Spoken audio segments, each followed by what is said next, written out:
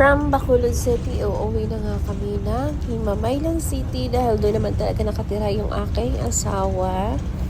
At look at that guys, napakaganda ng City Hall ng Himamaylan City.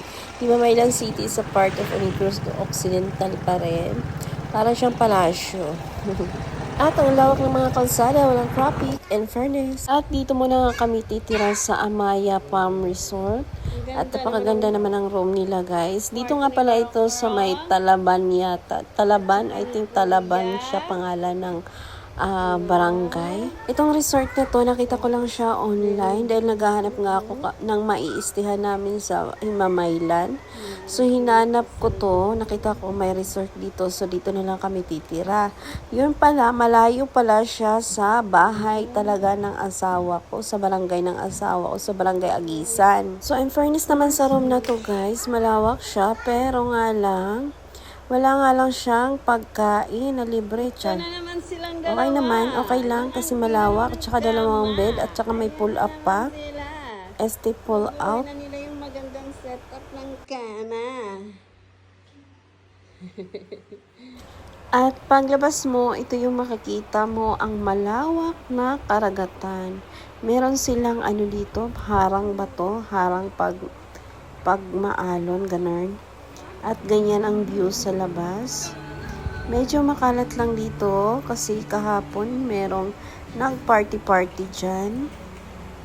At hanggang ngayon nga ay meron pa rin nagbibideo. Okay, akala mo naman, char. Mapanglait.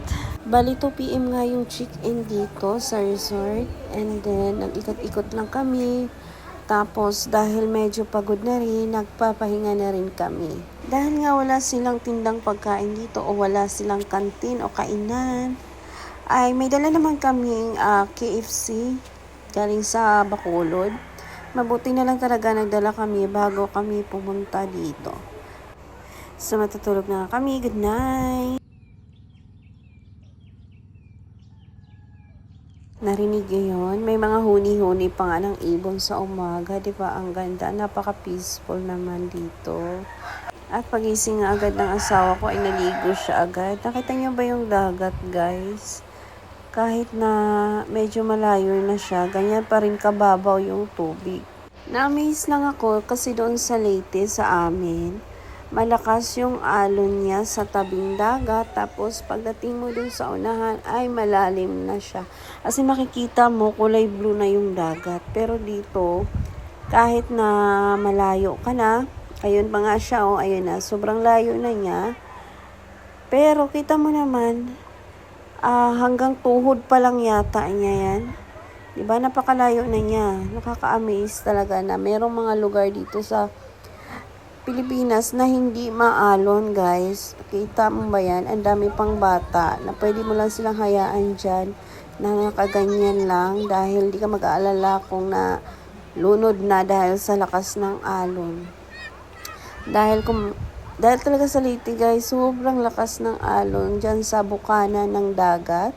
At kita nyo naman yung gilid-gilid dito. Wala talaga siyang kaalon-alon. Tapos sobrang babaw talaga siya sa malayo. Kaya pala merong mga kawakawayan dun sa unahan. Ano hindi yun ng talong? Tirahan daw yung talong. Ay taniman ng talong. Ay talong! Tahong! Sorry. Talong! Ano ba yan? Kita niyo ba siya guys? Oh, kahit isong ko yung camera ko, napakalayo na ng mga bata. Oh. Wala yatang part na malalim dito. So ako nga dito lang ako sa gilid dahil may ano pa yung tenga ko, napasukan ng tubig. Naglalaro lang muna ako dito ng ganda-gandahan. Oh yan, fuck. Ang ganda talaga pag naarawan ka guys. Yung parang ang fresh mo sa camera. Kaya feeling ko ang ganda-ganda ko dyan, chares. And sa gabi, naligo nga rin sila ng swimming pool dahil meron din dito swimming pool, guys. At napakalawak ng swimming pool dahil tatatlo lang silang naliligo. Sa kanila lang talaga yung swimming pool, sulong-sulo nila. Ito nga yung isa, nag-selfie-selfie pa nga. Tapos yan dalawa yung swimming pool, may pambata. At meron din pang matanda. Punta ko nga rin pala dito yung dalawang anak ng kapatid ng asawa ko guys, dahil gusto nila nga mag-swimming at para ma-enjoy na rin ang anak ko dahil siya lang naman mag-isa. 9 PM pa nga to ng gabi guys, pero sabi naman hanggang 10 o'clock may nagbabantay nga na tao doon. So sabi ko, wag na nating masyadong pagabihin, umuwi na tayo kasi baka mapuyat siya. And then pagising nga ulit ng mga bata sa umaga, pumunta ulit sila ng swimming pool at ito ako, naganda-gandahan lang ako, diba? Pak na naman tayo sa filter. May paganyan-ganyan pa, diba? Ganun talaga. So, lumabas na nga rin ako dito. Tapos naka-filter pa rin. Pak, ang ganda. Talaga. Diba? Ayan nga pala yung labas ng room namin. Ganda siya, bila siya guys, bila. So, pupunta na nga ako sa mga bata at ito na nga sila. Sobrang aga pa rin, kaya sila pa rin yung tao dito sa swimming pool. Sinulit talaga nila yung pagstay namin dito. Kasi nung nasa Bacolod kami, yung hotel na pinagtirhan namin, meron din namang swimming pool, kaya lang, one day lang kami doon at ayaw kong magdala ng mga basa, so hindi na rin kami naligo. Pumunta na agad kami dito sa Imamaylan. At ito nga palang isa guys, na bida-bida, gusto niya, videohan ko daw siya habang lumalangoy. So ayan, binibidyohan ko naman siya dahil baka naman magtampo, char.